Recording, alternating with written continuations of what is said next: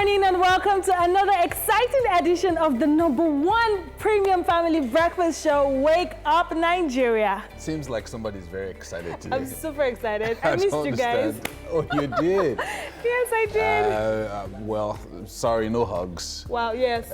Nothing of the sort this Wednesday. Now, it's the third day of the ease on the lockdown in Lagos, and I know a lot of people are a bit overexcited, but caution is the right word, ladies and gentlemen. Really, really important. Yeah, well said, Yomi.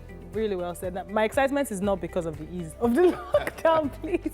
Now, well, even in the midst of the chaos, sadness, and panic, and much more, there's always a reason for you to smile the way I'm smiling. Yeah, now, counting your blessings is a great way to start.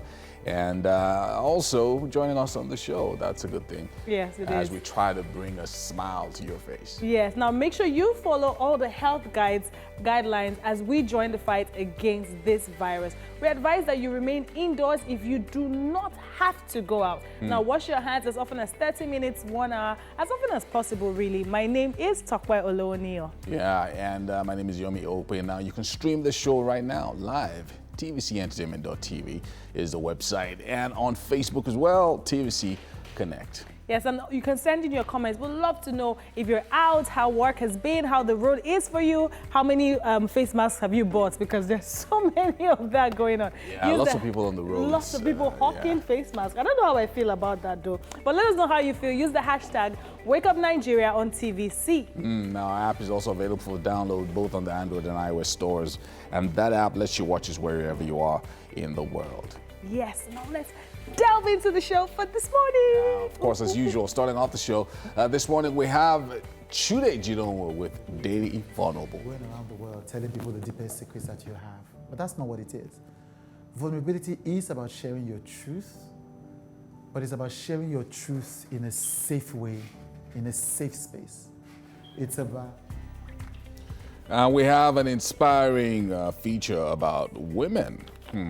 Let's check out a day in the lives of the women that drive BRT buses. Quite an interesting one there. Yeah. Yeah. I can't wait to see what's that about.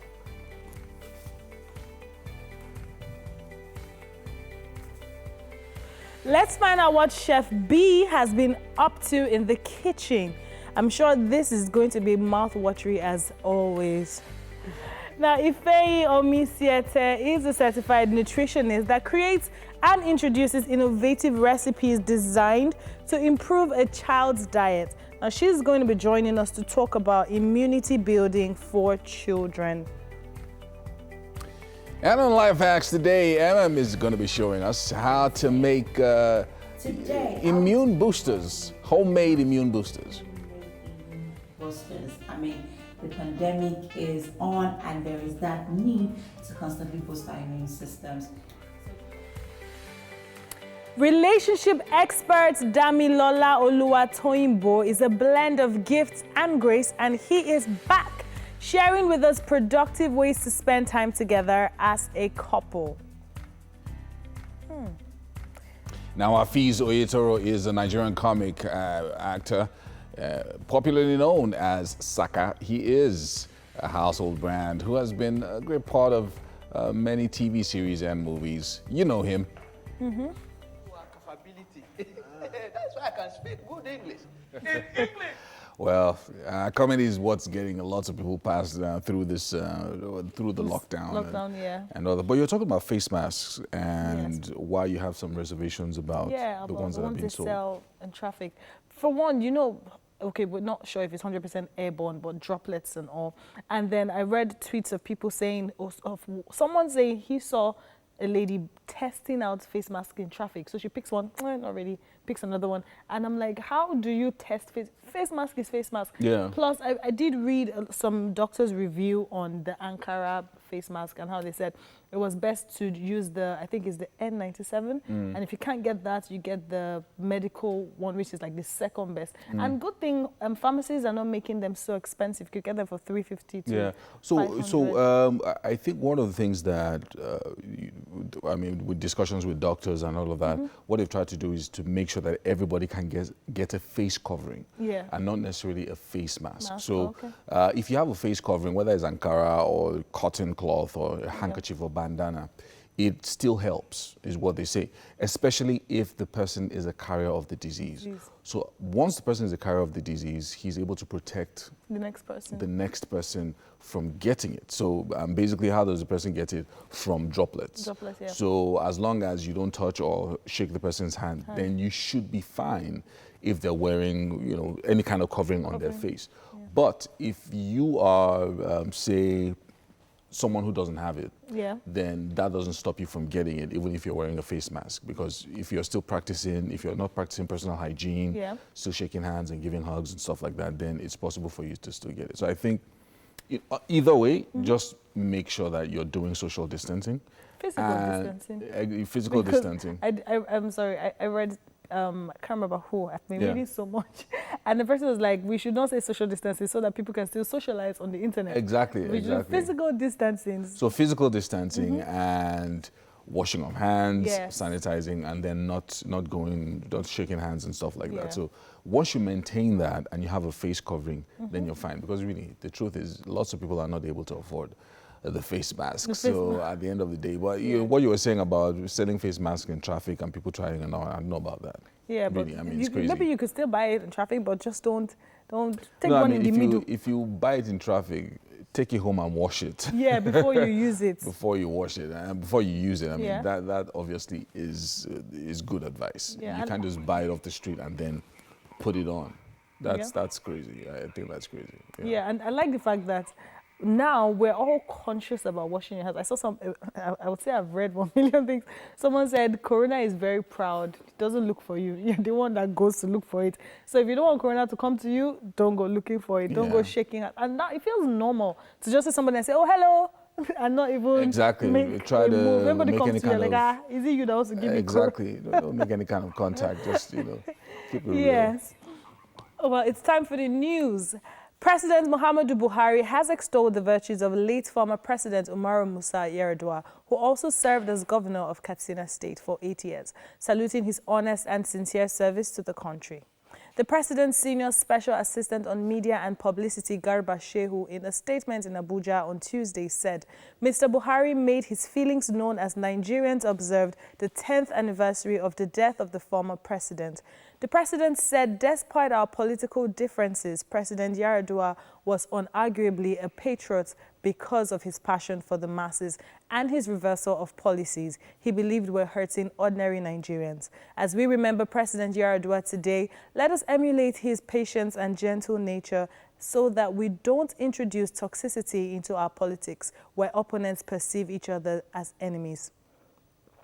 At the nation's capital, the House of Representatives will conduct a public hearing over the Control of Infectious Diseases Bill to allow Nigerians contribute to the draft law. Speaker Femi Gbajabiamila was reacting during today's plenary to the controversy the document has generated so far. The Presidential Task Force on COVID-19 was also present to brief lawmakers and seek a legislative framework that will address future pandemics in the country. National Assembly correspondent Joke Adisa reports. Last Tuesday, Speaker Femi Gbajabiamila stepped down from his seat to present a bill seeking to repeal the Quarantine Act and enact the Infectious Diseases Control Bill. The first and second readings were taken almost immediately, but members kicked against the third reading. Since then, controversy has trailed the bill, with many describing it as a hashed job from the international community. COP spokesman Ikenga Ugochiyeri, in a video that went viral, instigated opposition lawmakers against the leadership of the House, even as a former member of the Senate, Dino Melaye, filed a case in court to challenge the Speaker on the bill. Now the House has decided to react, insisting the bill was conceived in the interest of the public. It has resolved to head to the courts. To pursue legal remedy. I think that will serve as a lesson to many others out there. Meanwhile, the Presidential Task Force on COVID-19 wants the National Assembly to develop a legal framework that will get the country prepared for any future pandemic. The National Assembly develop a legislative framework for reforming and transforming our healthcare systems, strengthen the legislative framework for economic growth. It was also an opportunity for the lawmakers to seek clarification from the NCDC Director General regarding his comments that laws are not amended in the middle of a crisis. Is the current virus, the COVID-19, is it covered by the Quarantine Act? But I was answering to a specific question by the journalist at the time. Had I been consulted? The only honest answer to give at the time was that I hadn't been, because I hadn't been. At the end of the interface between the lawmakers and members of the Presidential Task Force on COVID-19, which lasted for more than 3 hours, both parties resolved to work hand in hand to tame the coronavirus pandemic in the overall interest of the people. Joke Yadza, TVC News, Abuja. In the ancient city of Kano, where the situation is not looking so good, the state chapter of the Nigerian Medical Association says over 20 health workers have tested positive to the novel coronavirus in the state. The state's NMA chairman, Sanusi Bala, says one of the confirmed cases has died. Mr. Bala explained that many of the victims were doctors working at the Aminu Kano Teaching Hospital and other private clinics in the state. He also said many of them were infected through normal clinical routine while attending to unsuspected COVID-19 cases. He appealed to authorities to provide more protection for doctors through procurement of personal protective equipment. The Nasarawa state government has declared a 24-hour curfew on Nasarawa local government area. This is as a result of the death of the member representing Nasarawa Central at the State House of Assembly, Suleiman Adamu Ara, who died of coronavirus. The body of the deceased was allegedly buried without adopting the NCDC guideline. The government has lifted the total lockdown declared in Karu local government area of the state, but it says all restrictions on social gatherings, places of worship, and restrictions on motorcycle movements remain in force across the state. This is to enable the medical team that is presently conducting contact tracing to complete the assignment, to ensure that all individuals who in one way or the other, either directly or indirectly, have had contact with the deceased lawmaker who died on Friday and was buried according to Islamic rites, that those individuals who participated either in the burial or interacted with him shortly before his death are located, identified, and their samples taken for the purpose of test.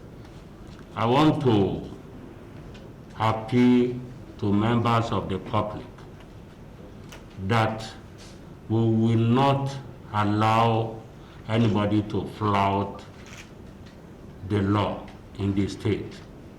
Therefore, everybody should do the needful. We will be patrolling everywhere, and we will arrest those who will be flouting the law, and they will be charged to court. That's it on news update for this hour. We'll take a break and return with sports news.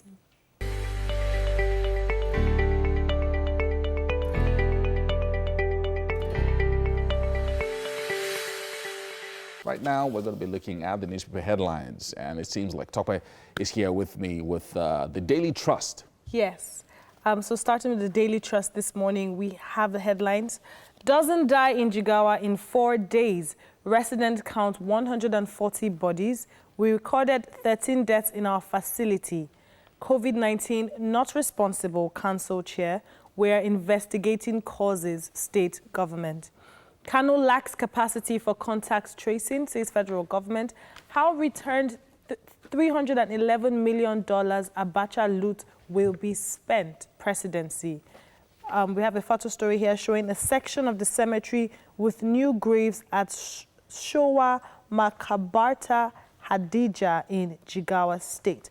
At the bottom of the paper here, we have 83% of businesses to slash salaries, cut jobs. Emir of Dora hospitalized. COVID-19 patients protest poor medical care at Gombe Isolation Center. You can see this and more in Daily Trust this morning. And the Nation's got the headline, 34 more doctors positive. Wow. Nigeria won't rule out local herbs for coronavirus treatment, says Minister. And a few more stories. NDDC's IMC under probe over 40 billion naira cash spent in 3 months. Wow. And 265 stranded Nigerians to return today from the UAE. That's good news for them. And reps make U-turn on infectious disease bill. Bill lands in Senate. And over here, IMF disburses $3.4 billion loan to Nigeria. And government to cut budget 2020 oil benchmark to $20. Economy to contract by 3.4%. And we have our usual daily update on coronavirus global cases at 3.7 million people plus, and deaths now stand at 256,000, more than that. And finally, recoveries, good news with recoveries. More than 1.2 million people around the world have recovered from COVID-19. In Nigeria, right now, we're at 2,950 cases, and deaths stand at 98, recoveries at 481. That's what we have on the cover of The Nation. Moving on to the cover of Vanguard this morning, we have anxiety in Jigawa as 100 die mysteriously in 10 days. Now, that's sad. There's a photo story here showing COVID-19 patients at an isolation center in Kwandon Yamal-Tudeba local government area of Gombe State forced their way out of the facility and spilled over the federal highway linking Gombe State with Biu in neighboring Borno State to protest alleged poor treatment by the state government and the coronavirus task force.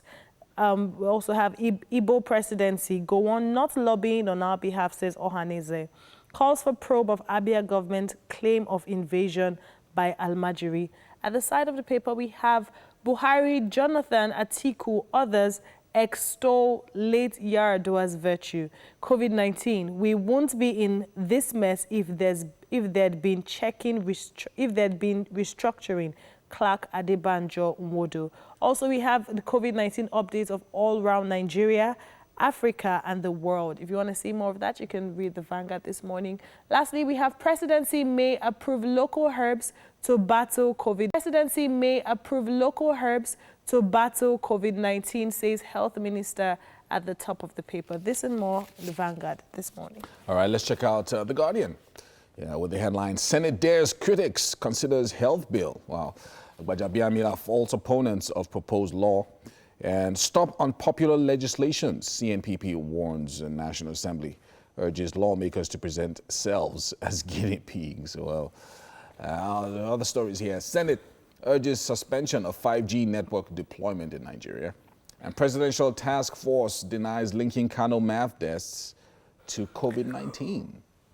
And northern leaders urge federal government to stop relocation of Almajiri. COVID-19 patients leave Gombe Isolation Center in protest. That's really dangerous.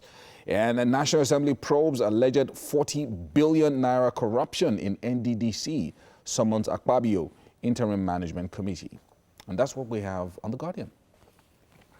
Moving on to Daily Sun, we have COVID-19, more doctors, policemen test positive. Oh, wow. That's scary. Task force probes strange deaths in Hadejia, Jigawa. Nigeria using remdesivir for patients, says Health Minister.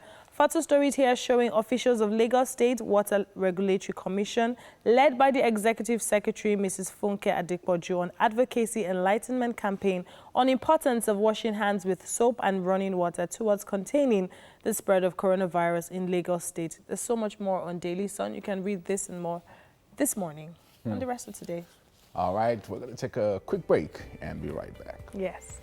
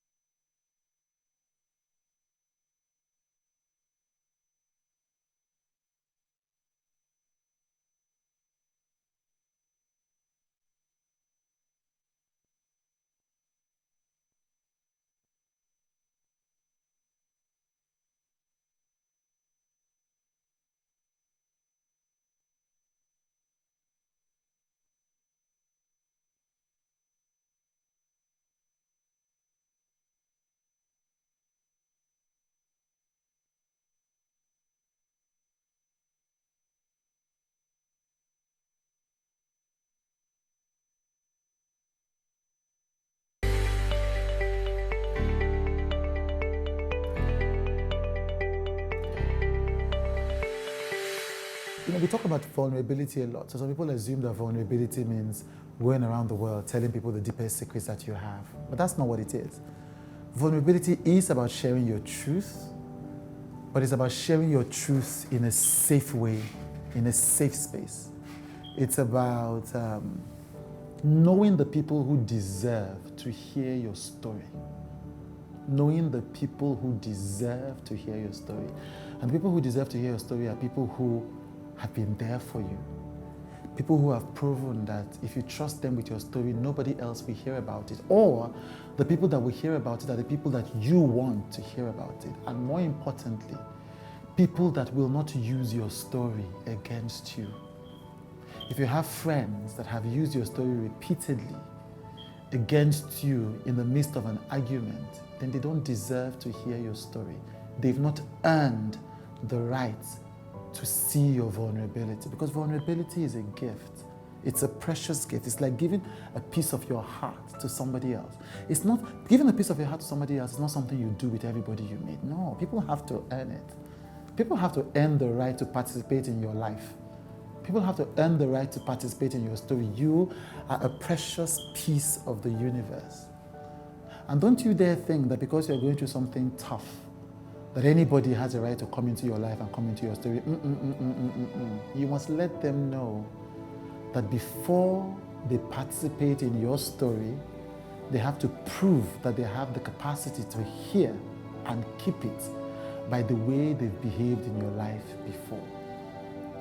Let people know that your story is precious, that your life is precious, and that you're not going to share it with anybody who hasn't proven that they deserve to be a part of it.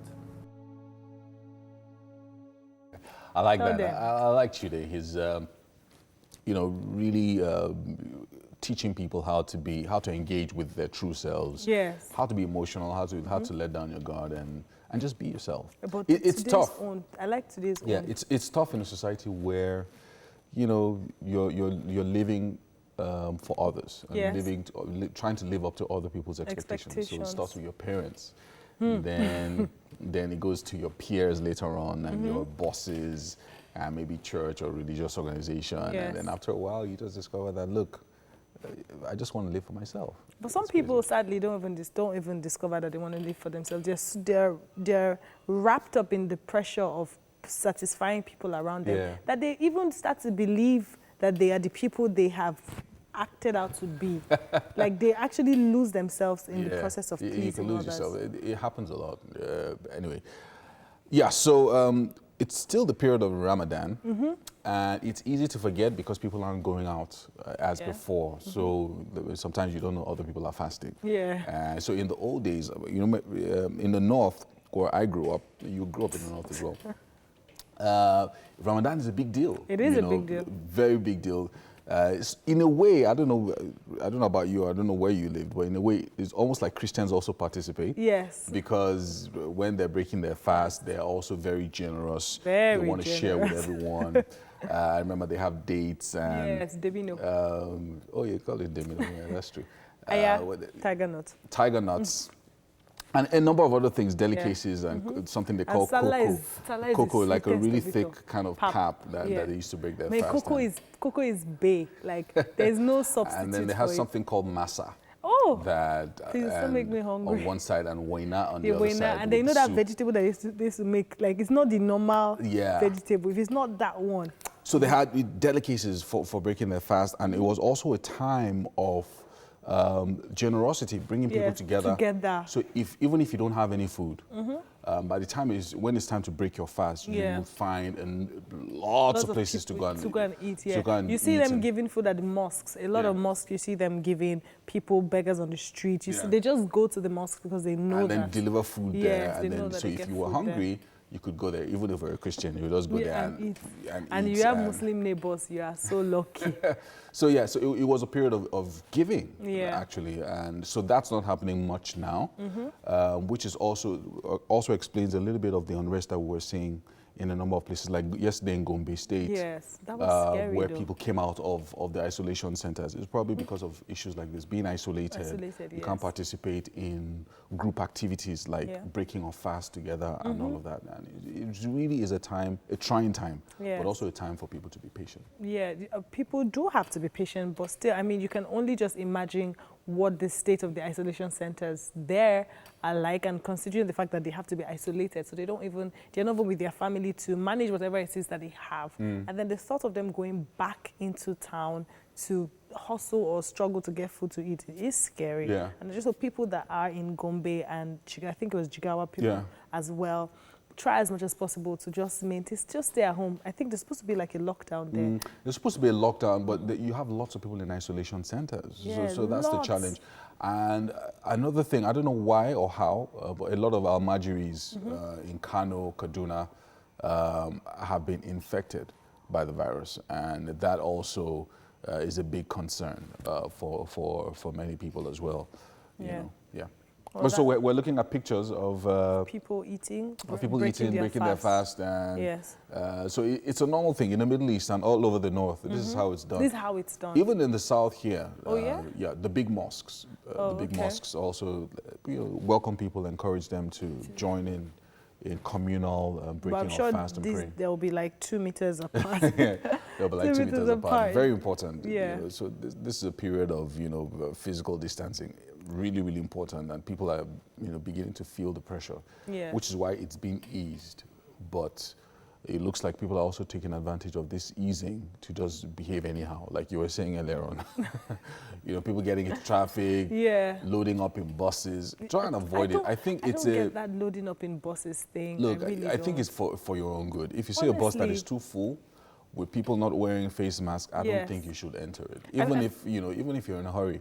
Yeah. Don't enter the bus. Because I did see on the internet over the weekend, the BRT buses, there were demarcations, like there was X and there was to-go sign to let you know where to sit and where not to sit to actually maintain social distance. And in Rwanda, you'd see pictures of even the bus queues to enter into the buses. You see, they had already marked specific points for you to stand. And this is just to say that it is for your own safety. I feel like if you go to the office late these days and you say it's because there was no bus or the buses that were available was choked and I'm trying to protect myself against COVID-19, I think that's sensible enough. It's sensible enough. And one of the things that the governor said over the weekend was that, look, if you work in a corporate organization, the corporate organization is supposed to provide buses for their staff to ease the strain on public transportation. Yes. So if you're a bank or insurance company or any of that, some of them already provide coaster buses. Yes. But if not, this is the time to do it. And you can rent. You don't have to buy a whole coaster bus for 20 million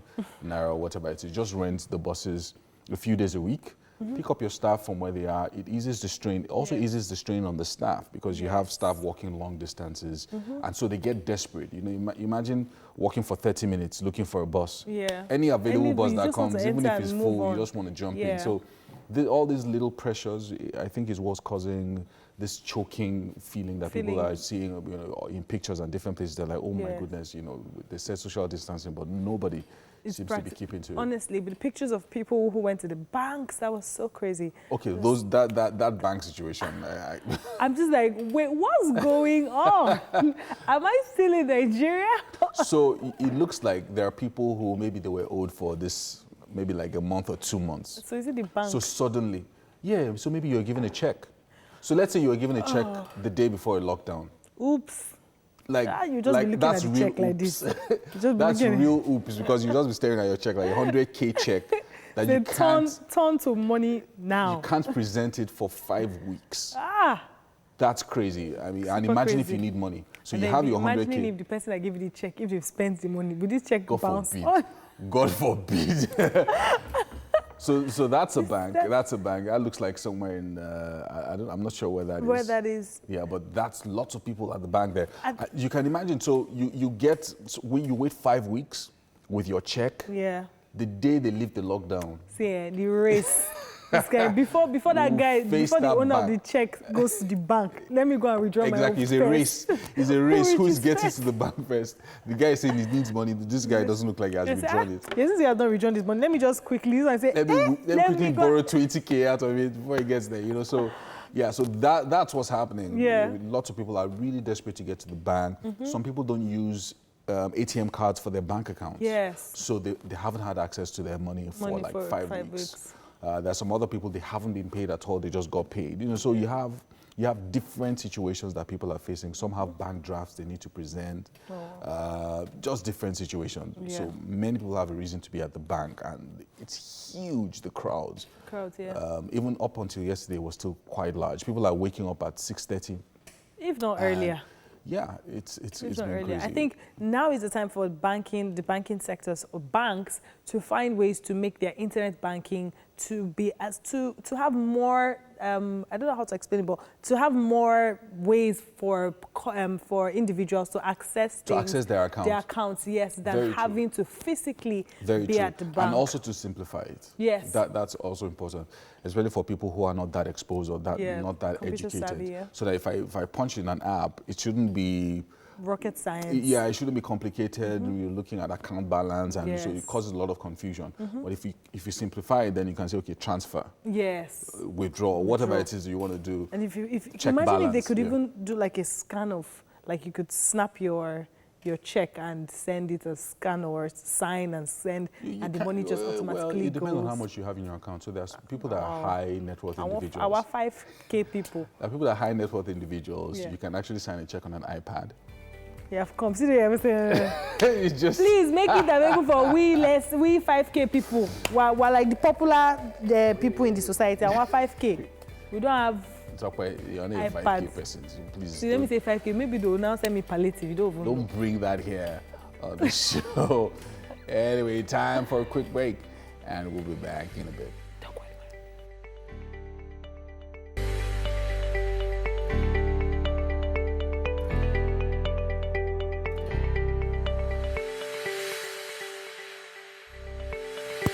An exciting 1 hour just went by, and we are about to embark on the next 1 hour, 45 minutes filled with energy and vigor. So get ready. Don't complain. Don't complain.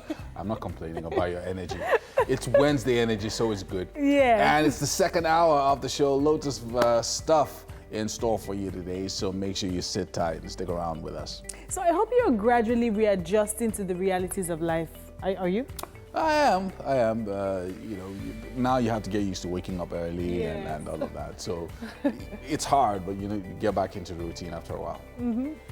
Now the realities of extreme personal hygiene are really, really important. Yes. This period especially. And thank you for joining us on the second hour of your #1 breakfast show on television. My name is Yomi Okwe. And I am. Tokwe Olowonya. Now stream with us live at tvcentertainment.tv and on Facebook at TVC Connect. Yeah, we also have an app available for download. Now you can find that app if you search for TVC Connect on the iOS and Android stores. This app lets you watch us from anywhere in the world. Now let's go right into what we have for this hour. Now we have an inspiring feature about women. Let's check out a day in the life of the ladies of BRT.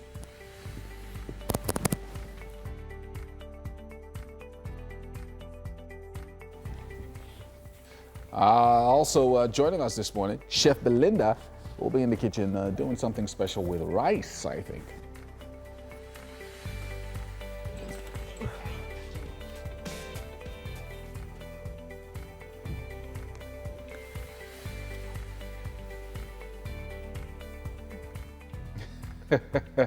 Now, Ifeanyi Omesiete is a certified nutritionist that creates and introduces innovative recipes designed to improve a child's diet. She's going to be joining us to talk about immunity building for children. On Life Hacks today, would be showing us how to make your own homemade immune boosters. Trust me, you need to sit and watch how to do that. That need to constantly boost our immune systems. So today, our immune boosters are ginger,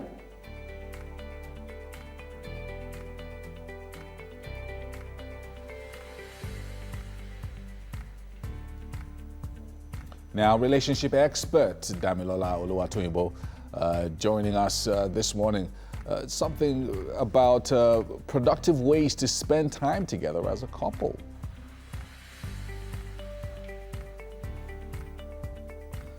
Finally, Afeez Oyetoro, who is a Nigerian comic actor popularly known as Saka. He is a household brand who has been a great part of many TV series and movies.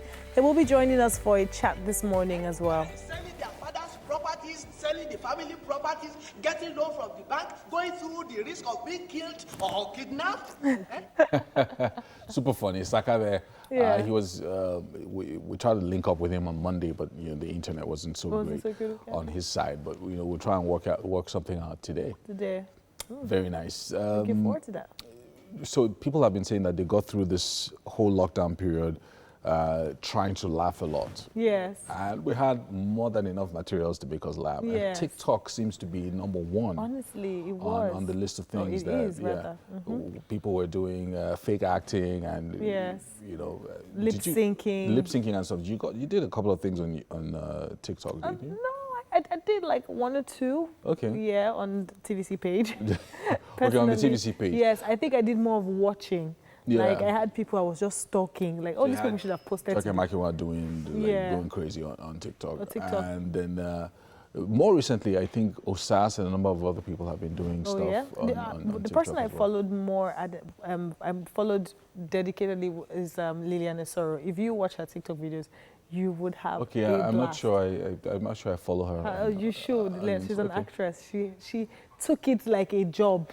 She would dress for the role. Every single day? Every single day. She would dress for the character that she was playing. And I'm like, wow, I can barely make it through the day not taking off my pajamas. And you're changing clothes. No, I was impressed. Yeah, she was trying to just ensure that she stays connected yes, and entertainable. And she did. And well done, well done. So let's take the news now. President Muhammadu Buhari has extolled the virtues of late former President Umaru Musa Yar'Adua, who also served as governor of Katsina State for 8 years, saluting his honest and sincere service to the country. The president's senior special assistant on media and publicity, Garba Shehu, in a statement in Abuja on Tuesday said, Mr. Buhari made his feelings known as Nigerians observed the 10th anniversary of the death of the former president. The president said, despite our political differences, President Yar'Adua was unarguably a patriot because of his passion for the masses and his reversal of policies he believed were hurting ordinary Nigerians. As we remember President Yar'Adua today, let us emulate his patience and gentle nature so that we don't introduce toxicity into our politics where opponents perceive each other as enemies. The number of coronavirus cases in Nigeria has risen to 2,950 after the country recorded 148 new cases of infection. 481 patients have been discharged, while the country has recorded 98 deaths. Lagos, Nigeria's epicenter for COVID-19, took the lead with 43 cases, followed by Kano with 32. Zamfara has 14, Abuja 10, Katsina 9, and Taraba 7. Borno and Ogun have 6 cases each. Oyo has 5, Edo and Kaduna and Bauchi have 3 cases each. Adamawa and Gombe have 2 each, while Plateau, Sokoto and Kebbi have 1 case each. In the ancient city of Kano, where the situation is not looking so good, the state chapter of the Nigerian Medical Association says over 20 health workers have tested positive to the novel coronavirus in the state. The state's NMA chairman Sanusi Bala says one of the confirmed cases has died. Mr. Bala explained that many of the victims were doctors working at the Aminu Kano Teaching Hospital and other private clinics in the state. He also said many of them were infected through normal clinical routines while attending to unsuspected COVID-19 cases. He appealed to authorities to provide more protection for doctors through procurement of personal protective equipment. The Nasarawa state government has declared a 24-hour curfew on Nasarawa local government area. This is as a result of the death of the member representing Nasarawa Central at the State House of Assembly, Suleiman Adamu Ara, who died of coronavirus. The body of the deceased was allegedly buried without adopting the NCDC guideline. The government has lifted the total lockdown declared in Karu local government area of the state, but it says all restrictions on social gatherings, marketplaces, places of worship and restriction on motorcycle movement remain in force across the state. The federal government will today commence the evacuation of Nigerians stranded abroad. The exercise will commence with the 265 Nigerians stranded in the United Arab Emirates. There are over 4,000 Nigerians stranded across the globe due to the lockdown occasioned by the coronavirus pandemic. The first batch of evacuees will arrive Murtala Mohammed International Airport, Ikeja, Lagos at 3 p.m. today. The second batch will come in from London on Friday, while the third batch will arrive 3 days later from New York, United States. The National Bureau of Statistics says more than 82.9 million Nigerians are poor by national standards. The NBS, in a report on poverty and inequality from September 2018 to October 2019, said 40% of people in Nigeria lived below the poverty line of 137,430 naira per annum. The data further reveals that in Nigeria, 40.1% of total population are classified as poor. In other words, on average, 4 out of 10 individuals in Nigeria have real per capita expenditures below $381 per annum. The Statistics Office said it did not include Borno, the state worst hit by the decade-long Boko Haram insurgency, because many areas there were not safe to reach. According to the United Nations, a total of nearly 8 million people need humanitarian assistance across Borno and 2 neighboring states affected by the insurgency. Nigeria is the top oil exporter in Africa, and crude sales accounts for about 90% of government revenue. Well, that's it on news updates for this hour. Stay tuned for sports. All right, it's time for sports, and we are starting with Sports Minister Sunday Dare, who says the federal government will immortalize Rashidi Yekini. The 1993 African Footballer of the Year award winner died on the 4th of May 2012. Described as one of the best strikers to have played for the Super Eagles, Rashidi won the 1994 Nations Cup trophy with the national team before scoring Nigeria's first goal at the FIFA World Cup in the United States. In an interview with TVC News, the sports minister says 8 years after his death, the federal government will immortalize players like Rashidi Yekini and Samuel Okwaraji, who died while playing for Nigeria against Angola at the National Stadium in Surulere, Lagos. A member of the Executive Committee of the Nigeria Football Federation and chairman of the Nigerian National League, Chidi Ofor Okenwa, has died at the age of 50. This was confirmed by the spokesperson for the NFF, Ademola Olajire, in a statement on Tuesday. Ofor Okenwa, who died Tuesday morning, had a restless night on Monday. Olajire, in the statement, said efforts to rescue the Enugu State Football Association boss failed after he slumped in the early hours of Tuesday.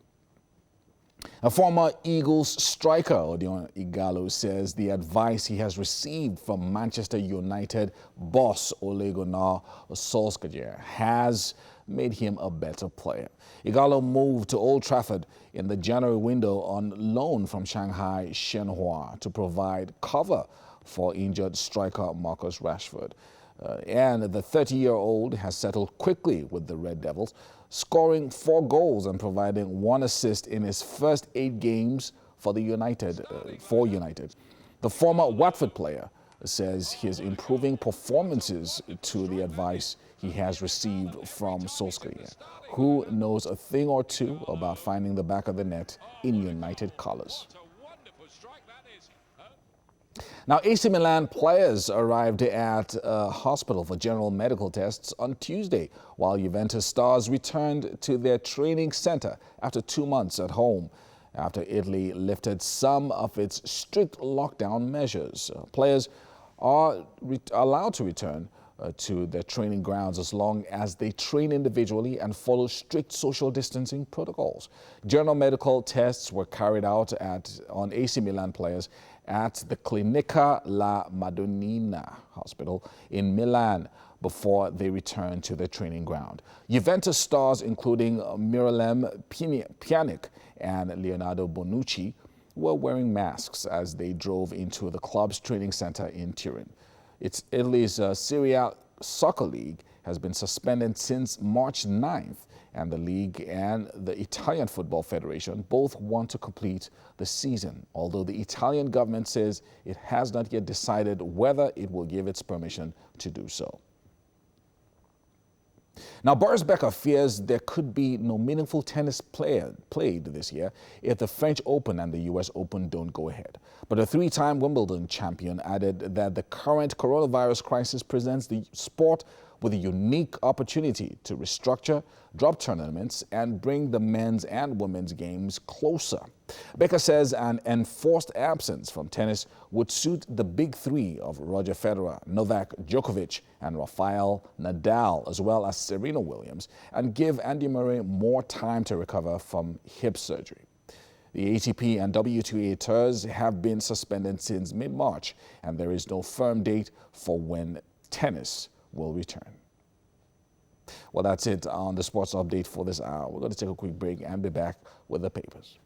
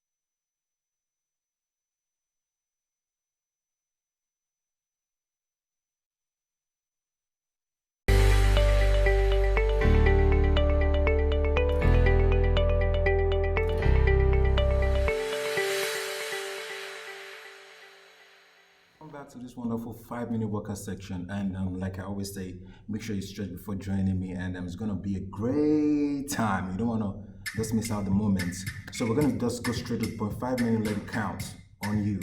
Hi, on myself as well. Here we go. Here we go.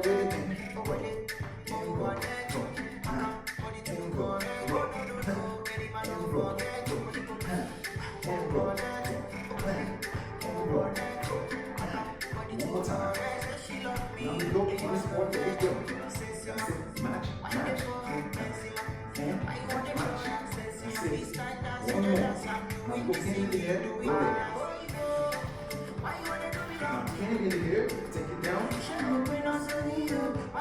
That's it. Here we go. Hold the hand. Really up. Now bring it to the head. Take it in. And bring it up. Now go in here and bring it out again. And 1, 2, 3. And 1, 2, 3. And 1, 2, 3. And 1, 2, 3. Try to run it harder. That's it. That's it. One more time. Here we go. Run it up. Here we go. And back. And back. And back. And tap. And tap. Now go again. Shake it back. That's it. Shake. And shake. And shake. And shake. And shake. Now go with your upper body. That's it. And back. Bring it head. Back. One more time. Now we're jumping in the hips. Come on. That's it. Up. Shake it up. Up. That's it. Up. Here we go. Pick it up. Pick it up. We get better. That's it.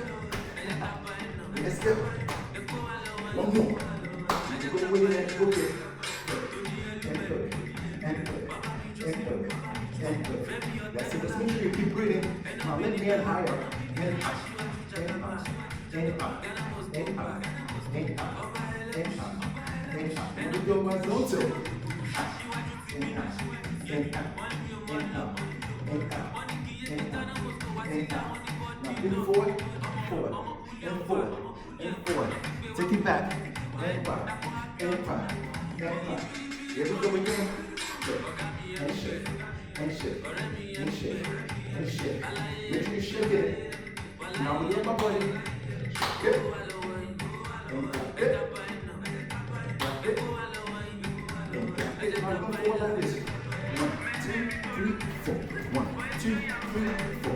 1, 2, 3, 4. Now go bring it on higher. 1, 2, 3, 4. 1, 2, 3, 4. 1, 2, 3, 4. 1, 2, 3, and good.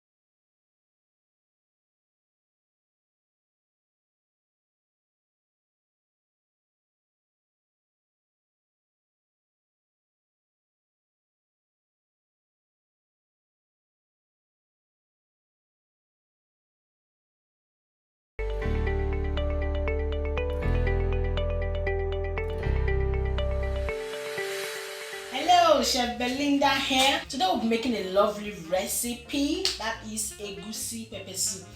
We're actually making egusi fish pepper soup because we're using everything fish, no meat of any kind at all.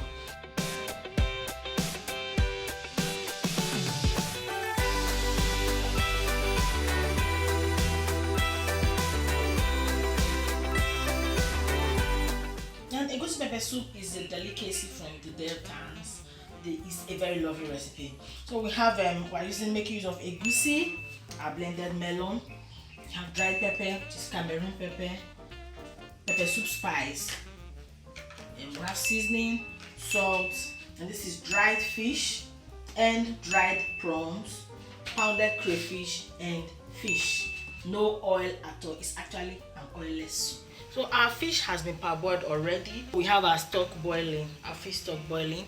Now we're adding the dried fish, prawn, the dried prawn. We'll add the crayfish into the water.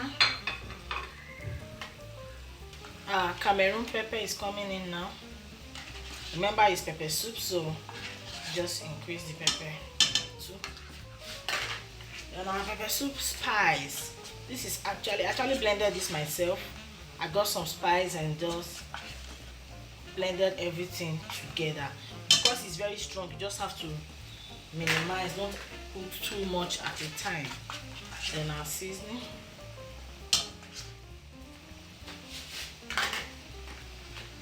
And salt, just sprinkle small salt for now. So we allow this to cook for a little while. While that is boiling, we would mix our egusi with water. We loosen it into this water. Now we'll introduce our egusi into the boiling soup. You know, this is pepper soup actually already, but we're introducing egusi into it. That's why it is called egusi pepper soup. So because we have our fish parboiled already, it's coming in last so that it won't get scattered all over inside the soup. Then it's not meant, the soup is not meant to be too thick. If it's too thick, you add water a little bit. Cool. Yes, I didn't say it at the beginning. This actually would add a little scent leaf, dried scent leaf into it. This is actually optional. You can add scent leaf, you can add uziza leaf, just to give it that flavor, to add the flavor to it. It shouldn't be too much. That's a little scent leaf added to it, and there we go. Our egusi fish pepper soup is set. I'm going to be pairing this delicacy with our local rice. Our egusi pepper soup is ready. Our egusi fish pepper soup, which is oilless. I had to pair my own with our local rice, or you can pair yours with any swallow of your choice: semo, fufu, gari, whatever swallow you find. But this with local rice is actually yummy. You will love it. Bye bye.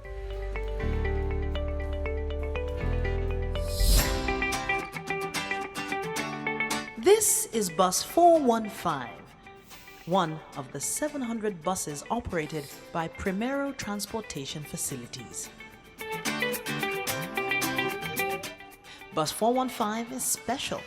If you saw this bus in transit, you would look again, because it's driven by a woman, one of the 4 that drive these high-capacity buses.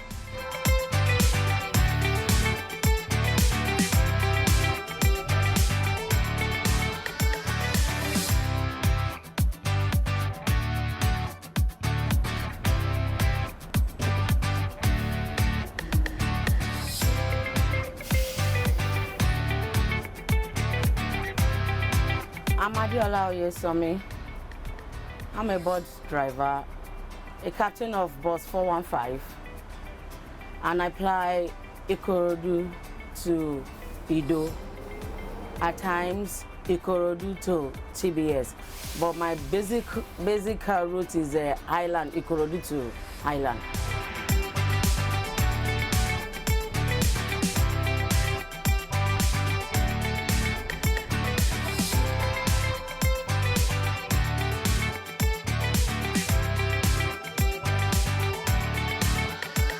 My name is Ashirolu Arebilekun. I'm a bus lady at Primero Transport Services Limited.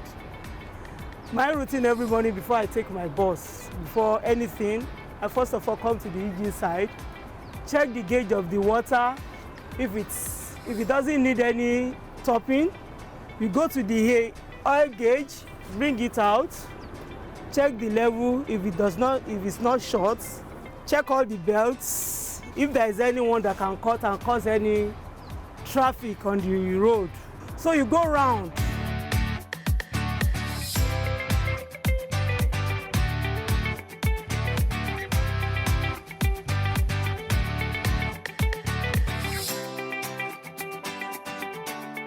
My name is Mayor Comforts. I'm a boss woman in Primero. And my boss number is boss 149. Close to 4 years now I've been in Primero.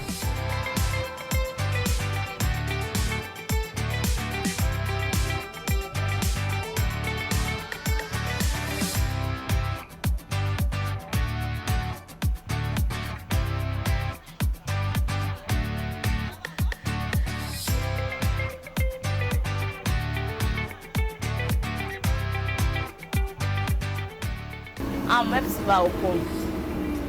I'm a boss woman, as you can see. I drove bus 371.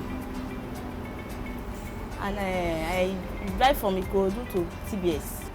I started because I saw one of my friends. Anyway, she was driving. She said, come and drive. It's a test. I don't think I can carry this bus. But she said, try. When I tried, I see that I now tried with her car. I see that the passion start coming. I say, okay, let me go for it. And I go for Loud Bus. From Loud Bus, I get here. Because I was living at Loud Bus before I came here. So, wow, can you do this? You sure? Don't go and die, yo. We still love you. Say, don't worry, don't worry. I love it. I love it. I can do it. Since other people are doing it, why not I? So when I dive in, the day my husband saw me, he was, wow, is that my wife? She gets it. So he was so amazed. My family is happy that even see me carrying this big bus.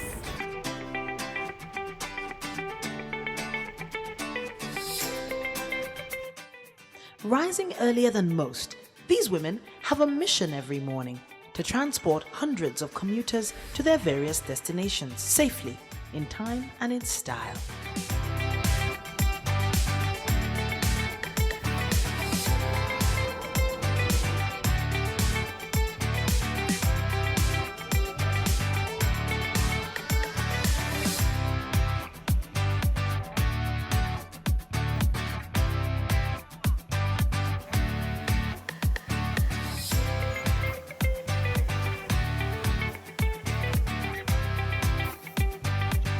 First of all, let you know, it's a profession I have passion for. The first time I saw a lady at it at Ojota, maybe 3 years ago, I said, wow, in as much as a lady can drive this, I'll put an interest on it. At times when I discuss it at home that I want to drive BRT, my family will be wondering, what's wrong with you, BRT? Do you always think before you tell me? I say, well, I just have a passion for it and I believe I'll do it. So sometimes around March, I just call one of my cousins. I say, do you know anybody at BRT? He said, BRT. No, but I know a driver. I said, okay. So he now called the driver because I said I intended working there. He said, huh? I said, please, just hold it like that. So he now helped me to call that driver, and the driver said I should bring an application. And so, with the early morning calls and long trips, we wanted to find out how these women blend in and thrive in a male-dominated territory.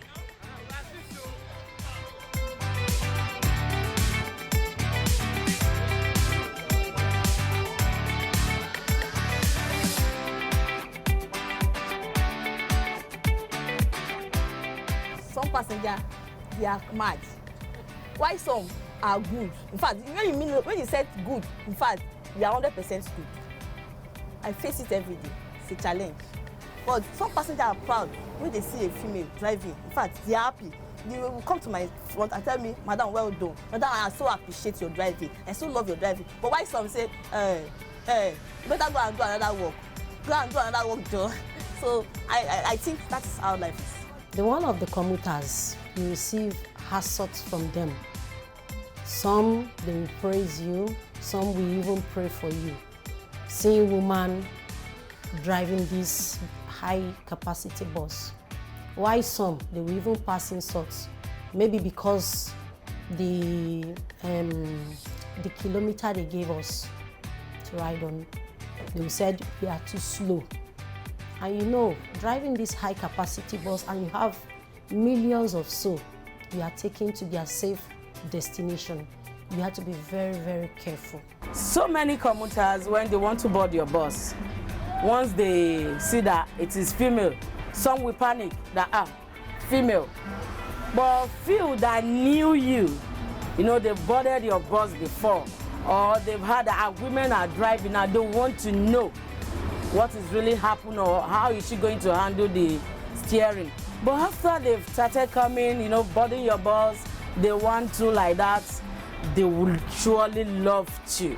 Even they will wait for you and tell the other bus that, go, I want the next bus.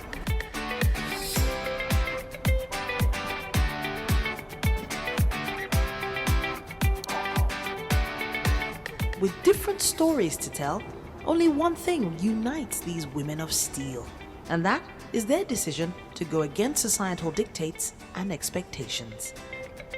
It's been so wonderful working with Boss Lady, because from our MD, he always wants gender equality. In fact, he purposely requested for Boss Lady as in female drivers for our bus, because initially it was just all men. But in our company here, we embrace gender equality. Before now, we even have more ladies, and it's one of the caution of the company to have more ladies, because to us, we believe we are all equal. And even to me, for me, as a fleet person, I believe even ladies are more better on the road. They are more conscious, they are more safety conscious, and they are more maintenance conscious. So what we do is that we advertise, and when they come on board, we train them. We go through different processes, because for us, both boss lady and boss men, we have processes of engaging them. We have oral interview, we have practical tests, we have road tests, we have different stages of interview. So they do the same normal routine processes to come in on board.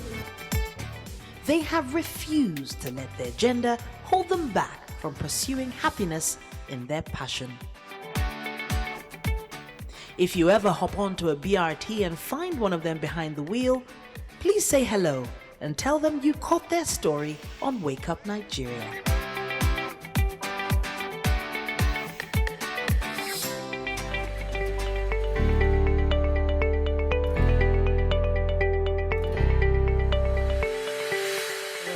Moving on, we have Ifeyiwa Omiesete. She is a certified nutritionist that creates and introduces innovative recipes designed to improve a child's diet. Now, she consults at various hospitals for children of all ages, where she treats medical and dietary ailments. She joins us to talk about immunity building for children. Good morning, Ifeyiwa.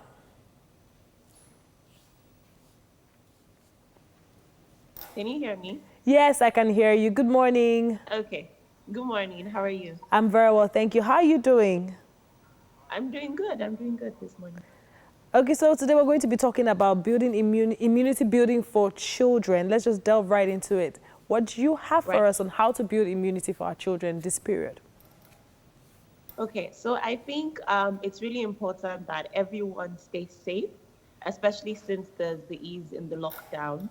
Now, for our children who are not going to school, they're still at home, but we have parents who are going to be going out and coming back in, then we need to make sure that those at home are safe. Now, one of the biggest ways I love for parents to encourage their children to build their immunity is to drink water. As simple as it sounds, water acts as a fantastic way of helping the body cleanse itself of any infection, sort of washes it down and washes it away. So I know a lot of parents complain about their children not being able to drink water or not wanting to drink water. So we actually have to be the role models. So making sure that water is available everywhere in the home, as well as making sure that we are showing them that, okay, we too as adults actually need to drink water as well. So I think that's one of the biggest ways that you can get your child's immune system up. Yeah. Now, another, which I've actually brought with me. Oh, were you going to ask me a question? No. I said, okay, like I'm following. Okay. Yes. Another which I also brought with me are these. So I've got a plate with me. here. Yes. And in this plate, I've got 4 different things, which I typically would use to either make like a smoothie or add to like their breakfast cereals or anything that would be quick and easy and would help boost my children's immunity. So I think these are really, really key for parents as well. Okay. So I've got mangoes. Okay. Mangoes are in season right now, so I feel like everybody should be really eating a mango right now. Okay. Here's the reason why. Mangoes have a serious amount of vitamin C. Now, we all know that vitamin C is essential for building the immune system. And I feel like during a period, the whole world was going crazy on trying to stock up on vitamin C supplements. Yes. But I personally have my reviews about that, because part of the problem with taking vitamin C is that it's so easily absorbable, the body doesn't actually store any of it. Okay. So you can't take vitamin C to reserve vitamin C. Yes. Your body only uses what it needs and excretes the rest. So you just want to take the right amount, and you want to make it easily absorbable. Yes. Mangoes are one of the ways you can do that. They're tasty, they're yummy, they're fantastic for smoothies, they're fantastic for making popsicles, and they give you literally almost 70% of the required amount of vitamin C you need for the day. Yeah. So 1 mango would do the trick. Okay. I've also got with me some celery.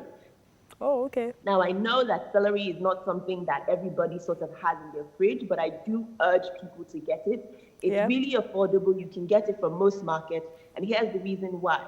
Celery on its own is really powerful in ensuring that the body is able to absorb calcium. When you're able to absorb calcium, you're able to use your vitamin C better, and you're also able to absorb iron better. And vitamin C also helps with the absorption of iron. So you see how all these nutrients work together. Now, celery can be used for making like pasta, it can be used for cooking fried rice, or you can just add it to your smoothies like I usually would do. Yeah. I like to have things quick and easy. Okay. Then I've got a lemon. Okay. Lemon is fantastic. The only problem with lemon is because of the tart taste. So like I said, if you're making like a smoothie, they go perfectly well with mangoes. Reason why you want lemon in your diet is because of something called alkalinity. Yes. So against popular belief, when you take a lemon, it doesn't actually turn to acid in your body. It actually makes your body more alkaline. So there's a process in the system that by the time you absorb, by the time you digest lemons, they actually become alkaline in your system. Okay. Yes. So they're really, really essential for boosting antioxidants in the body by increasing different levels of antioxidants and helping to reduce oxidative stress, which can lower your immune system. And then the last thing I have here is in powdered form. Okay. This is actually, I feel like it's just coming up in the market sort of recently, but we've had it for years. In fact, in the northern part of the world, in some of the poorer parts of Nigeria, they use this as an alternative for milk. And what I have here is called baobab. Now, baobab is a plant or a tree actually that's very, very rich in vitamin C. It literally has almost 7 times the amount of vitamin C you would get from licking an orange. That's how powerful it is. Aside from that, it's a fantastic source of calcium. And that's why in the northern part of Nigeria, you actually find them using it as an alternative for milk because of the high amount of calcium it has. So these 4 different things that I've just listed are fantastic for boosting the immunity. We have access to them all around us. If you go to any market, you'd find these things. And I think they're really, really important in this season, especially for the children, because like I said, your body can't store vitamin C. You need to be able to take it on a daily basis. So finding creative and alternative ways to do that is really important. Oh, thank you so much, Ifeanyiwa. It's good to know that these are fruits that are available and are very much affordable. Thank you so much for your time. Thank you. All right, so we've come to the end of the second hour. We'll be going on a break, and when we come back, Wake Up Nigeria continues. Don't go anywhere.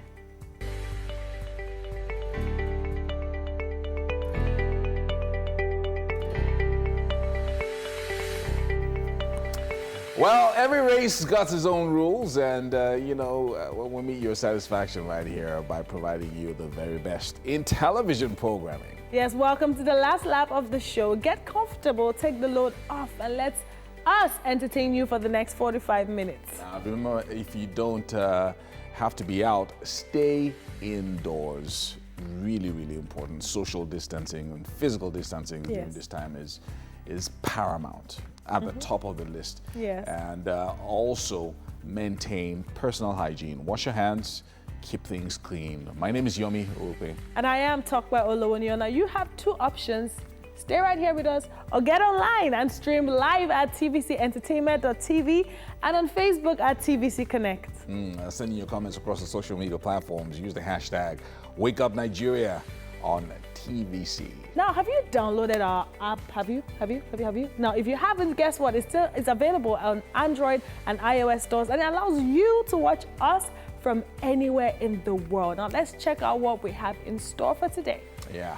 On Life Hacks, MM is back, and she's going to be joining us to talk about how to make your homemade immune boosters. Well, homemade immune boosters. I mean, the pandemic is on, and there is that need to constantly boost our immune systems. So today, relationship expert Damilola Oluwatoyinbo is a blend of gifts and grace, and he is back sharing with us productive ways to spend time together as a couple.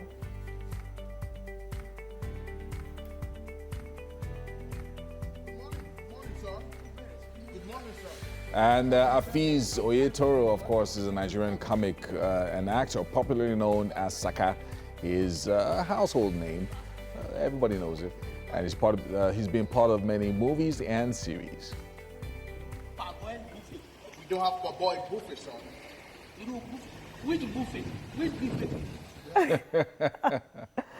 Oh my days. The two comedians, when two comedians get together, it's going to be crazy. It's going to be crazy. Anyway, so he's going to be joining us very shortly. Now, the month of May has just started. Yeah. And so I saw a post yesterday. Someone said that he's not adding, or she's not adding 2020 to her age.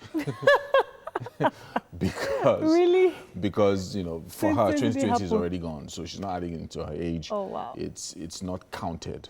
Oh wow. She said, I didn't use it, so it cannot be counted. Really? I didn't use it?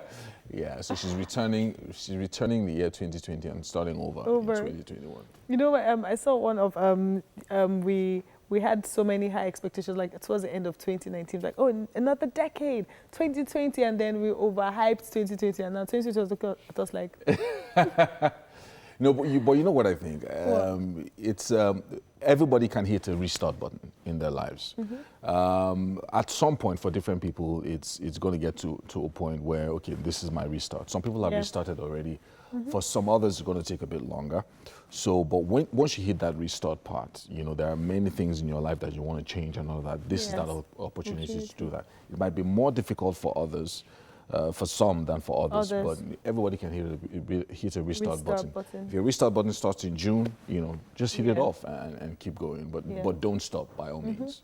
And then it's more of a state of anything you're saying now is going to be like, so after COVID, life happened. After COVID. Exactly. So we had a baby during COVID and after COVID. Exactly. Like whatever happened before COVID or during COVID, I don't think anybody should judge anybody. After COVID should be like the next thing we should be saying. No judgment. Moving on to the news. President Muhammadu Buhari has extolled the virtues of late former President Umaru Musa Yar'Adua, who also served as governor of Katsina State for 8 years, saluting his honest and sincere service to the country. The president's senior special assistant on media and publicity, Garba Shehu, in a statement in Abuja on Tuesday said, Mr. Buhari made his feelings known as Nigerians observed the 10th anniversary of the death of the former president. The president said, despite our political differences, President Yar'Adua was unarguably a patriot because of his passion for the masses and his reversal of policies he believed were hurting ordinary Nigerians. As we remember President Yar'Adua today, let us emulate his patience and gentle nature so that we don't introduce toxicity into our politics where opponents perceive each other as enemies. More than 3.6 million cases of the novel coronavirus, including at least 257,000 deaths, have been recorded worldwide. That's according to data from Johns Hopkins. In the U.S., over 1.2 million cases and more than 71,000 COVID-19 related deaths have been recorded. The death toll in the UK has overtaken Italy's to become the highest in Europe, second only to U.S. globally. The Chinese province of Hubei, home to the capital Wuhan, where the virus first emerged last December, has seen no new virus cases for 32 days. China reported just 2 new cases nationally, bringing the number of confirmed cases to 82,883, while the death toll remains unchanged at 4,633. Meanwhile, the first batches of students are returning to school in China's Hubei province, which was the epicenter of the country's outbreak. The students have had to do a coronavirus test before returning to school, and there will be measures to ensure social distancing. South Korea reported just 2 new imported coronavirus cases on Tuesday, meaning the country had no local transmission. This is the country's lowest number of new cases since February 18th. The national total now stands at 10,806 cases with 255 deaths. The number of coronavirus cases in Nigeria has risen to 2,950 after the country recorded 148 new cases of infections. 481 patients have been discharged, while the country has recorded 98 deaths. Lagos, Nigeria's epicenter for COVID-19, took the lead with 43 cases, followed by Kano with 32, Zamfara has 14, Abuja 10, Katsina 9, and Taraba 7. Borno and Ogun have 6 cases each. Oyo has 5, Edo and Kaduna and Bauchi have 3 cases each. Adamawa and Gombe have 2 each, while Plateau, Sokoto and Kebbi have 1 case each. In the ancient city of Kano, where situation is not looking so good, the state chapter of the Nigerian Medical Association says over 20 health workers have tested positive to the novel coronavirus in the state. The state's NMA chairman, Sanusi Bala, says one of the confirmed cases has died. Mr. Bala explained that many of the victims were doctors working at the Aminu Kano Teaching Hospital and other private clinics in the state. He also said many of them were infected through normal clinical routines while attending to unsuspected COVID-19 cases. He appealed to authorities to provide more protection for doctors through procurement of personal protective equipment. The Nasarawa state government has declared a 24-hour curfew on Nasarawa local government area. This is as a result of the death of the member representing Nasarawa Central at the State House of Assembly, Suleiman Adamu Ara, who died of coronavirus. The body of the deceased was allegedly buried without adopting the NCDC guideline. The government has lifted the total lockdown declared in Karu local government area of the state, but it says all restrictions on social gatherings, marketplaces and places of worship, and also restrictions on motorcycle movements remain in force across the state. Well, that's it on news for today on Wake Up Nigeria. It is now.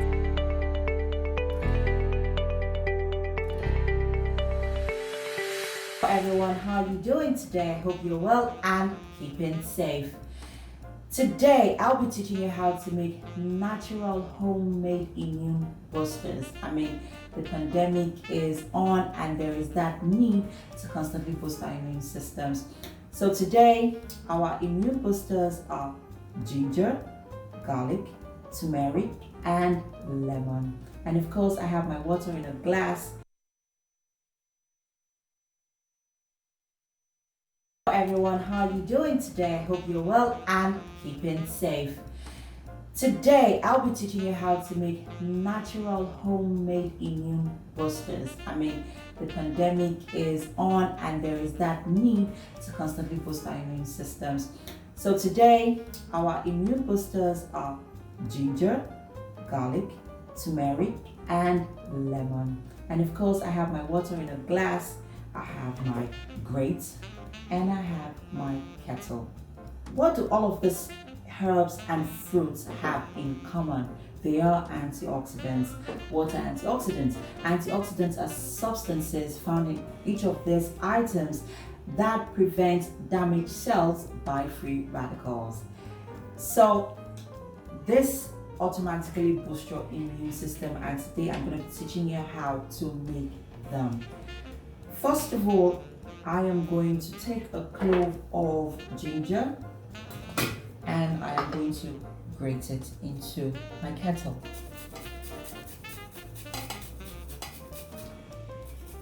So you could do as much as you want.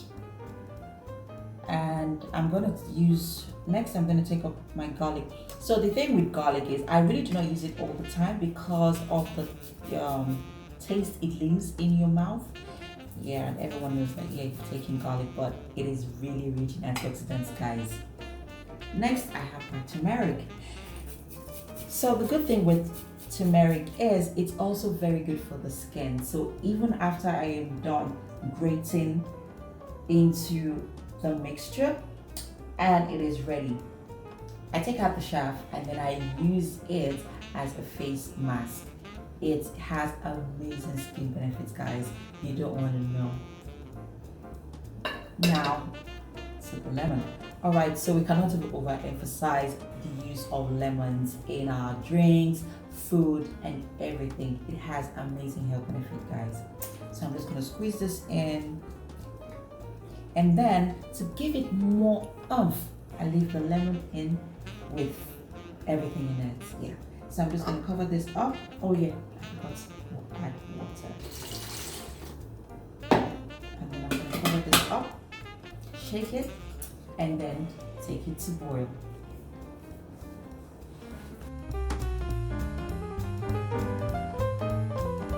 Now it's boiled and I've left to cool for a while because I really don't like to take it hot.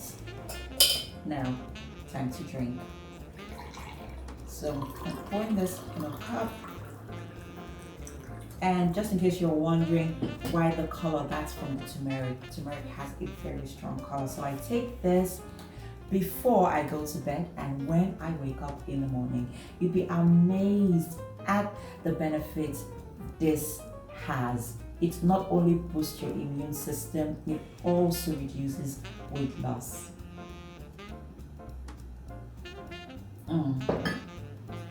Alright guys, so for more comments and suggestions, please send them to our social media platforms at TVC Connect. I'll be waiting to hear from you. Till next time, cheers.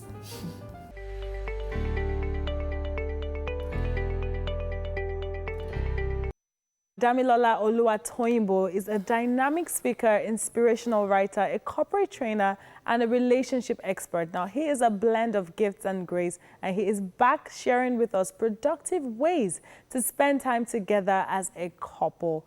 Let's learn about that. Hey, how you doing today? Trust your isolation holiday is going on pretty well. One of the things I realized is that isolation doesn't have to lead to desolation. And that's a fancy way of saying that we can still all make the most of the season regardless of what the constraints might be. Of course, the constraints are very real, but then we can also surmount them by being deliberate, intentional, and strategic. So one of the things I want to share in terms of what couples can do together in the season is this. Intentionally design a plan or some kind of skeletal structure that allows you to do things together.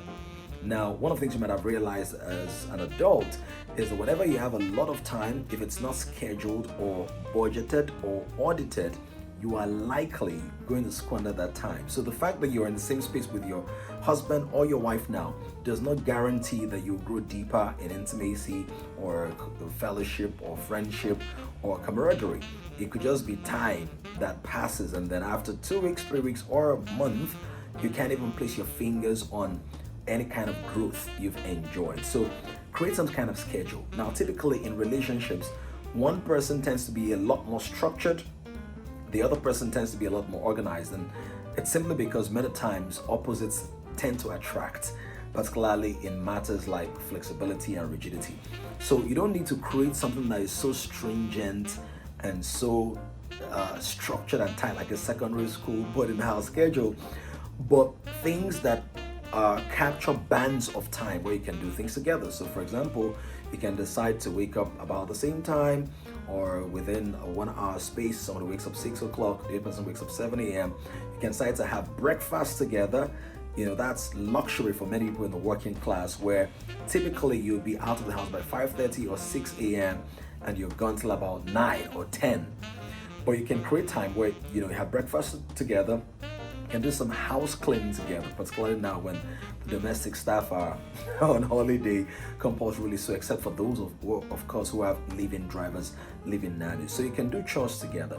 So some of the things that my wife and I do is that sometimes we do chores together. So she's cooking and I'm helping her tidy up the kitchen. I've actually washed more dishes in the last 3 weeks than I have in the last maybe 4 years, right? And then you can also watch shows together. So one of the things that we do almost every day, we don't do it every day, but almost every day, we watch her favorite TV show, and that's bonding time. And so that gives you time to exchange ideas, get into the person's mind, share intimacy, talk, hold, hug, get intimate, and all of that. So these are things that you can do. Very simple. Create some kind of schedule that allows you to spend time together, do things together, and then of course you can cook as well. So I know they're typically traditional roles that many of us adopt in our homes, but we can flip the switch and we can do things together. I believe that as we do this, guess what's going to happen? Intimacy, friendship. Let me just wrap up with this. Many times, the people we call our closest friends are the people that we've done three things with. Number one, we spend the most time with. Number two, we spend the best times with. So sometimes not the most times, but the best times. And when I say the best times, sharing secrets or intimate information. And number three, the people that we've done or made great sacrifices with or for. So if you're going to deepen the relationship between you and your spouse, try to do those three things as well. Spend a long time with them, spend time sharing what you really care about, the things that matter to you, and also make sacrifices for them. And I believe as you do this, we're all going to keep on thriving. So regardless of what's going on in the world, maximize the season, deepen your roots, become better friends, create a schedule that allows you to work together and keep on growing in that relationship. Talk to you.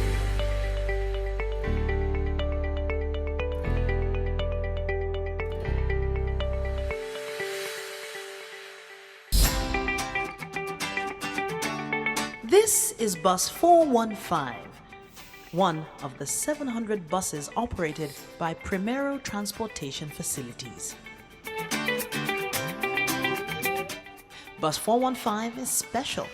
If you saw this bus in transit, you would look again, because it's driven by a woman, one of the 4 that drive these high-capacity buses.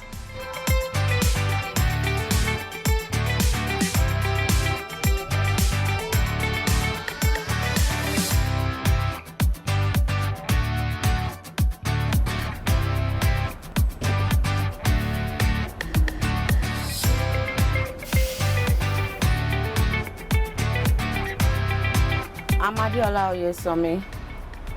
I'm a bus driver, a captain of bus 415, and I fly Ikorodu to Ido, at times Ikorodu to TBS, but my basic route is Island, Ikorodu to Island.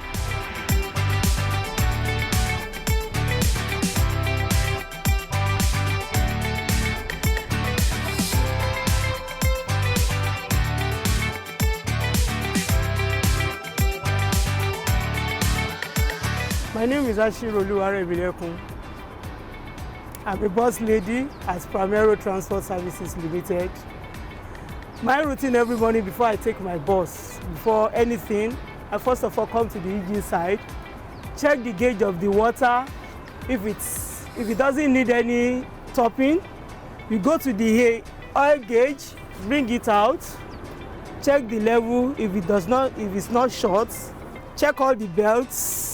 If there is anyone that can cut and cause any traffic on the road. So you go round.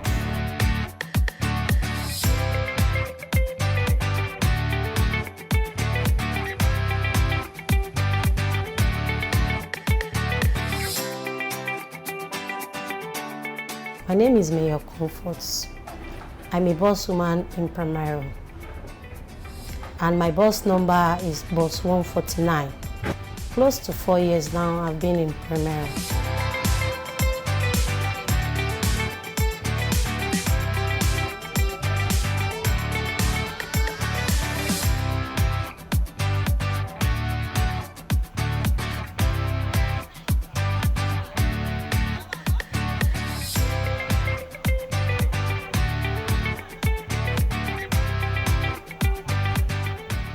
I'm Epsiba Okon. I'm a boss woman, as you can see. I drove bus 371. And I drive from Ikorodu to TBS. I started because I saw one of my friends. Anyway, she was driving. She said, come and drive. It's a test. I don't think I can carry this bus. But she said, try it. When I tried, I see that I now tried with her car. I see that the passion start coming. Say, okay, let me go for it. And I go for Lagos. From Lagos, I get here. Because I was living at Lagos before I came here. So, wow, can you do this? You sure? Don't go and die, yo. We still love you. Say, don't worry, don't worry. I love it. I love it. I can do it. Since other people are doing it, why not I? So when I dive in, the day my husband saw me, he was, wow, is that my wife? She gets it. So he was so amazed. My family is happy that even see me carrying this big bus.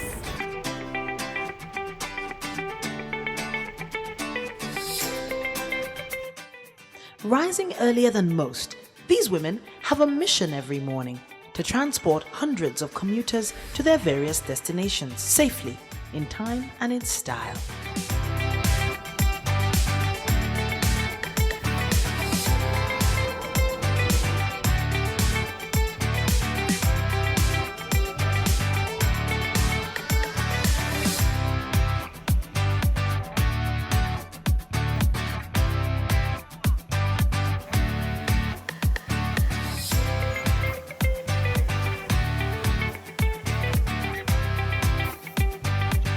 First of all, let you know, it's a profession I have passion for. The first time I saw a lady at it at Ojota, maybe 3 years ago, I said, wow, in as much as a lady can drive this, I'll put an interest on it. At times when I discuss it at home that I want to drive BRT, my family will be wondering, what's wrong with you, BRT? Do you always think before you tell me? I say, well, I just have a passion for it and I believe I'll do it. So sometimes around March, I just call one of my cousins. I said, do you know anybody at BRT? He said, BRT. No, but I know a driver. I said, okay. So he now called the driver because I said I intended working there. He said, huh? I said, please, just hold it like that. So he now helped me to call that driver, and the driver said I should bring an application. And so, with the early morning calls and long trips, we wanted to find out how these women blend in and thrive in a male-dominated territory.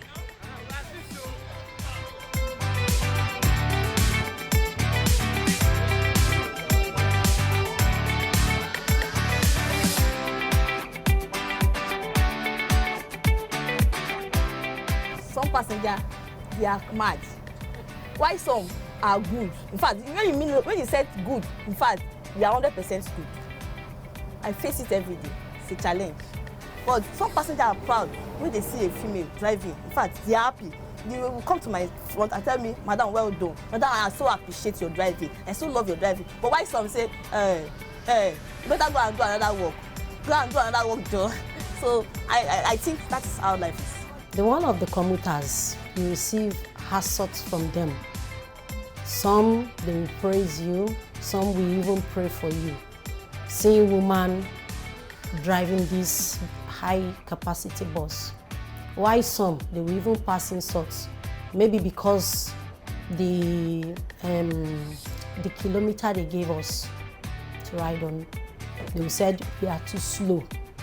And you know, driving this high-capacity bus and you have millions of souls you are taking to their safe destination, you have to be very, very careful. So many commuters, when they want to board your bus, once they see that it is female, some will panic that, female.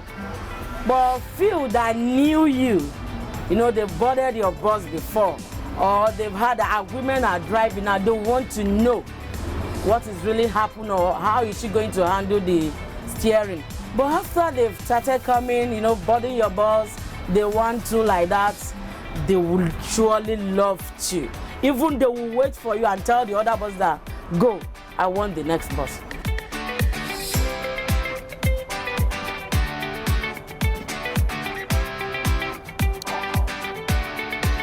With different stories to tell, only one thing unites these women of steel, and that is their decision to go against societal dictates and expectations.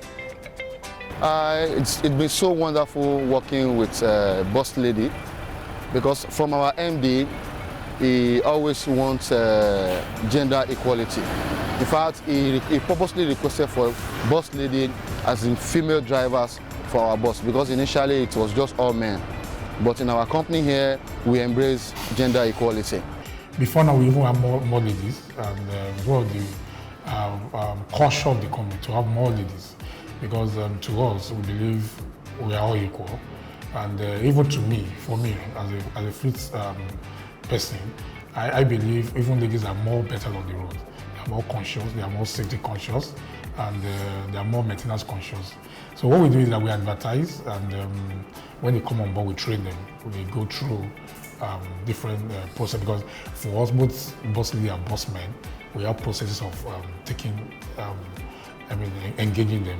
We have oral interview, we have practical tests, we have road tests, we have different stages of interview. So they do the same normal routine processes to come in on board. They have refused to let their gender hold them back from pursuing happiness in their passion. If you ever hop onto a BRT and find one of them behind the wheel, please say hello and tell them you caught their story on Wake Up Nigeria.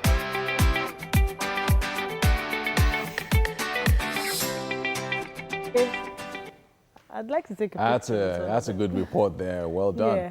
Very nice. You know, we're talking about women that do jobs or in professions that you know usually attributed to men. To men, yeah. Like Uber drivers. Yes. Women Uber drivers. Construction workers. Yeah, and then traffic wardens. Traffic wardens as well. And BRT drivers as well. BRT drivers. You know, so some of these jobs are tough jobs, but some of them are, you know, not too shabby. Not too shabby. Yeah. I think society should be more open to allowing a woman to express herself in whatever job description she feels she can function best. Because I'm listening to one of the drivers saying that go and do another job or go and do. Exactly. Yeah, exactly. So sometimes men frown at that a little bit. And again, patriarchal society, you would feel that women need to be protected. So if you saw a woman engineer at maybe a construction site or an oil rig, your first instinct is to protect her. What are you doing here? And then some men, when she's like the boss in control, you cannot control me. That's a big problem. You can't tell me what to do. If she's a woman supervisor on a construction site, you know, ordering men around. You know, and then she now happens to be younger than them. That's bad. that day might not go so well. Except if she's paying the salary. They will be humble. That's when men get humble. When the woman when she's paying the salary. Anyway, so that's about all that we can take on the show today. Yeah, it's been an interesting episode. If you did not catch everything, remember to check our YouTube channel with the hashtag Wake Up Nigeria on TVC, and you will catch every single bit of it. Until tomorrow. See you again. Yeah.